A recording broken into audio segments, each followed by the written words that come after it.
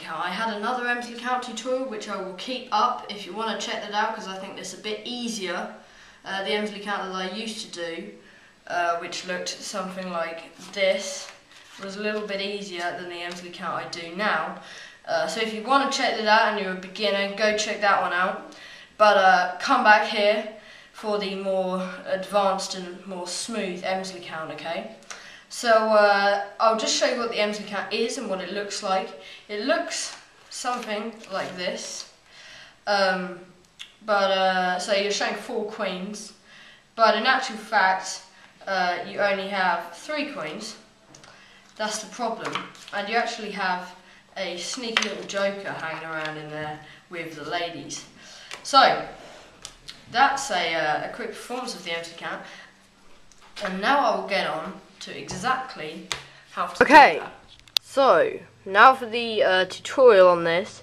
Now, an Elmsley Count, what it does is it hides the cards in this position here.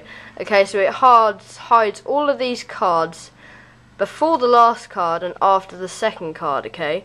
So however many cards is in this little slot between these 2 cards, that's how many cards it will hide, okay? So even if I had 2 jokers, okay, if I put second joker in that slot between these 2 cards here and performed the Elmsley Count, it would still appear as if they were not there and there was 4 queens, okay? So now how to do that, okay? Now to take off the first card, this is the hardest part. The grip is that you're going to just hold this packet in mechanics grip, and you're going to get your first, second and third finger and pinch the packet right about here, okay? Now you're going to get your second finger in normal mechanics grip, would look like this, but you're going to move it so it's in a position like that. Now this should enable you to slide off the top card with your thumb diagonally, okay? If it was like this, you wouldn't be able to. But if you have it at this angle, you should be able to slide it off diagonally. So with your hand here, you're going to use your thumb to slide it off diagonally, and then you're going to, with your right hand, you're going to pull just like that. So you're pulling 1 card away, okay? So that looks like this quickly, and you're into this position. You're then going to use your thumb and your second and third fingers to push off this next block just like that. Doesn't matter if they're entirely squared, because done quickly they won't see. So it'll look something like this, okay? You're then going to take this packet here and you're going to bring it back right here, okay? Then what you're going to do is you're going to use your second and third fingers, and you're actually going to clip this Queen of Hearts back in there. And as you do it, you're going to use the same motion you did before to pull off this packet here, okay? The Queen of Hearts is now back here, and then you can just peel the rest of the cards normally, alright?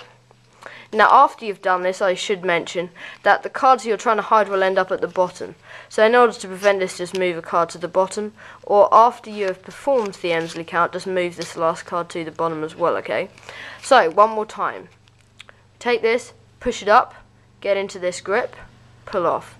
You then pull back, and as you clip this card in, you're then going to pull this packet off, okay? And just peel the rest like normal. Okay, now if you do this correctly, you should be pulling all of them in the same direction, which makes it look more natural that you're counting the cards. Okay, so the hardest bit is the second part, okay, to clip this in, as you can see, to clip it in and get it relatively square before pulling this next packet. Now, the good thing about the Elmsley Count is if you have more cards in this little slot that it hides, when you push this packet off, even if it's not entirely square, when you clip it, they may see a little out jog here, but they'll think it was the first card, and then you just pull it. I should also mention that this top card is being shown twice, so even though you're saying, okay, I have 4 queens, oh, sorry, I forgot to move the card to the bottom to start with. Even if you're saying, okay, I've got the 4 queens, you're actually showing this Queen of Hearts twice, but it doesn't matter, okay, about that. So I hope you enjoyed this tutorial on the Elmsley Count, guys. I know it's difficult, but try and learn it, and do your best to learn the move. And it can but not very successfully, be done with the whole deck, the Elmsley Count, with 1, 2, 3, 4 queens. I bet that didn't fool you. But so I hope you enjoyed this, guys. That is a revised tutorial on the Elmsley Count, which I hope you enjoyed. If you didn't already know the Elmsley Count, then hopefully this has helped you. And if you did, then hopefully it's given you a few tips to improve your Elmsley Count. So thank you guys so much for watching. I hope you enjoyed this video. Thumbs up. So thank you guys so much for watching, and I'll see you next time.